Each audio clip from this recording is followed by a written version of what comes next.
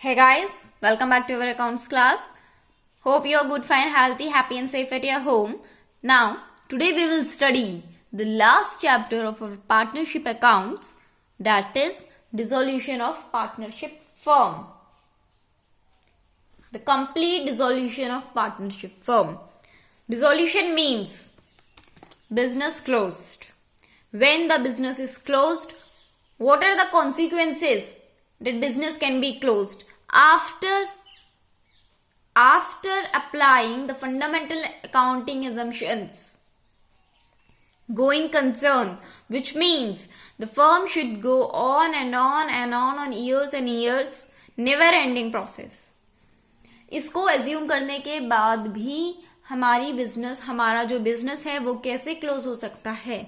There are certain ऐसी circumstances होती हैं, and what are they? Let us know. Firstly, dissolution of partnership and dissolution of partnership firm. They both are different. Partnership जब dissolve होती है, किन किन cases में होती है? Let us see first this, then we will move to partnership firm. Whenever profit sharing ratio changes among partner, then firm dissolve नहीं होती है, सिर्फ पार्टनरशिप डिसॉल्व होती है. एट दैट टाइम नई डीड बनती है. इन सारे ही केसेस में न्यू डीड बनेगी and the firm will be continue as it is. When there is admission of a new partner, the existing partnership dissolve होती है. डिसॉल्व होने के बाद एक new partnership, there is a formation, because इन सारे ही जो रीजंस हैं, जो सर्कमस्टेंसेस हैं, इन सारे ही सर्कमस्टेंसेस में ओल्ड पार्टनरशिप के बाद एक न्यू पार्टनरशिप का फॉर्मेशन होता है. हम ओल्ड पार्टनरशिप को कैंसिल करते हैं, ओल्ड पार्टनरशिप डीड हमारी कैंसिल होती है and there is a formation of new partnership deed. Admission of new partner होता है, रिटायरमेंट ऑफ पार्टनर होता है या डेथ ऑफ ए पार्टनर होता है. इन सारे ही केसेस में हमारी पार्टनरशिप डीड नहीं बनाई जाती है. इंसॉल्वेंसी ऑफ ए पार्टनर, अगर कोई एक पार्टनर इंसॉल्वेंट हो जाता है, सिर्फ एक पार्टनर, देन ऑल्सो सिर्फ पार्टनरशिप डिसॉल्व होती है. If other partners are willing to continue the firm, then firm क्या करेगी? एक न्यू पार्टनरशिप डीड बनाएगी and there will be formation of new partnership.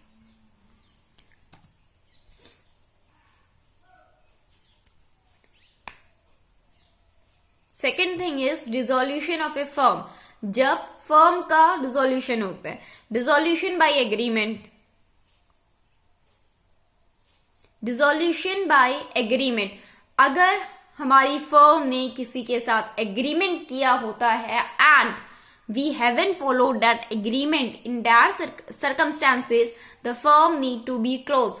हो सकता है कि कुछ ऐसे फर्म ने कंस्ट्रक्ट करते टाइम कुछ ऐसे एग्रीमेंट करे होंगे कि उनके ब्रीच ऑफ दैट एग्रीमेंट में, breach means break of that agreement में firm will be closed. Compulsory dissolution, when compulsory dissolution कैसे हो सकता है? कंपल्सरी डिसोल्यूशन तो इट इज कंपल्सरी किसी भी फॉर्म में हो सकता है. Emergency like disaster, world war, और even we can not imagine compulsory dissolution. On the happening of certain contingencies, जब कुछ कंटिजेंसीज हो जाती है, like we have decided to open a firm for a certain completion of work or completion of fact, like there is a joint venture, अगर हम उसका or consignment, when the work is done, there is dissolution of the firm, dissolution of the business. Now the next is dissolution by notice. What happens when a partnership firm is built at the willingness of partner? There is a willingness of partners, then in that situation partner can give a notice in writing for dissolution of a firm. If simply I will say, all the partners by their mutual consent give a written notice for dissolution of a firm. Next is dissolution by court. When the court regards dissolution, what are the consequences? Partners क्या होते हैं? Insane हो जाते हैं, incapable of performing their duties, guilty of misconduct, breach of partnership, any ground from the above court regards dissolution. इनमें से कोई भी ग्राउंड होगा, कोर्ट क्या करता है? डिसोल्यूशन के को एक्सेप्ट कर लेता है. अगर हम कहते हैं कि हमारी पार्टनरशिप क्या है, फर्म insane हो गई है, we are insolvent, we are not capable to pay our debts, then we ourselves by our own cannot declare us insolvent. हम अपनी liabilities पे नहीं कर पा रहे और we are not capable to pay. हम अपने आप ये चीज डिसाइड नहीं करेंगे, हम कर ही नहीं सकते कि हम insolvent है या नहीं. When the court will decide that we are insolvent, the firm is insolvent, only then the firm will be called insolvent, or that individual partner or individual person will be insolvent. Now, going through insolvent जब होता है, insolvent के और भी words होते हैं, like bankrupt हो जाता है, renewed हो जाता है, business renewed हो जाता है, डिफॉल्ट हो जाता है, लिक्विडेशन हो जाता है, वाइप्ड आउट हो जाता है, and many things. All these things are insolvent. Different words having same meaning. Insolvent. What is the difference between dissolution of partnership and dissolution of firm?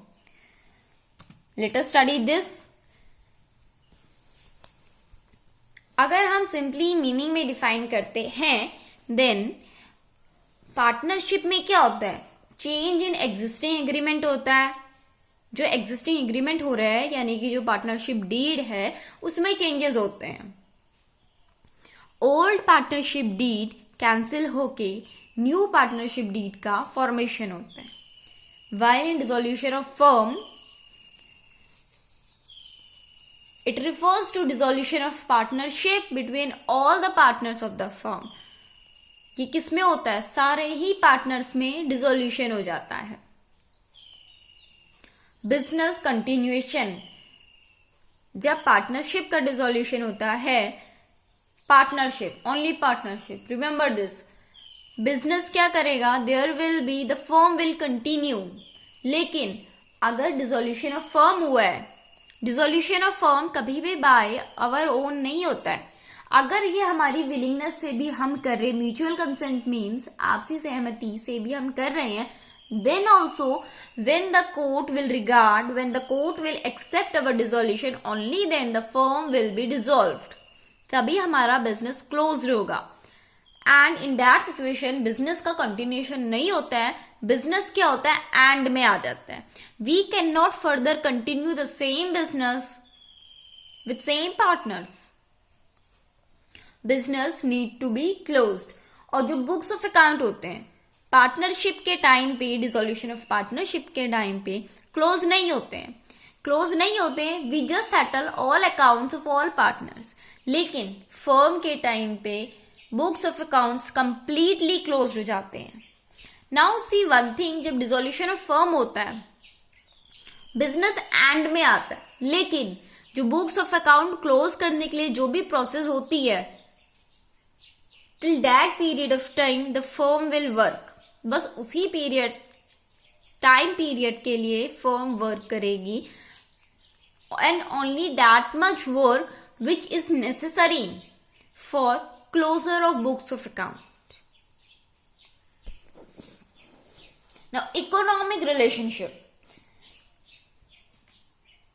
Partnership के डिसोल्यूशन में partners के relationship change हो जाते हैं. Economic means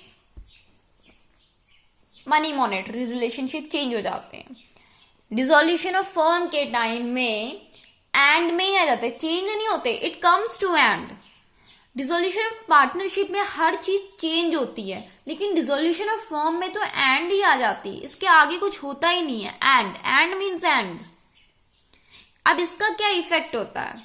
dissolution of partnership does not necessarily means dissolution of firm, but अगर firm का dissolution होता है देन पार्टनरशिप भी ऑटोमेटिकली डिसॉल्व हो जाती है. Firm close, the partnership breaks, breach of partnership automatically. अब इसका नेचर क्या है? वॉलेंटरीली. लेकिन डिसोल्यूशन ऑफ फर्म वॉलेंटरी नहीं है, मतलब वॉलेंटरी भी हो सकती है और कंपलसरी भी हो सकती है, दोनों में से कोई भी हो सकता है, may be both. Voluntary means by ourselves, by will, but compulsory means करना ही करना है वो, when जहां पे हमारी मर्जी नहीं चलती. Compulsory, we have to do that means we have to do that. Now further इस dissolution of partnership firm में हम पढ़ेंगे अकाउंट्स के सेटलमेंट कैसे होते हैं और अकाउंटिंग ट्रीटमेंट कैसे होता है. For this you have to wait for my next video lecture, and for that you need to press the bell icon and subscribe the channel. Have a nice day. Thank you.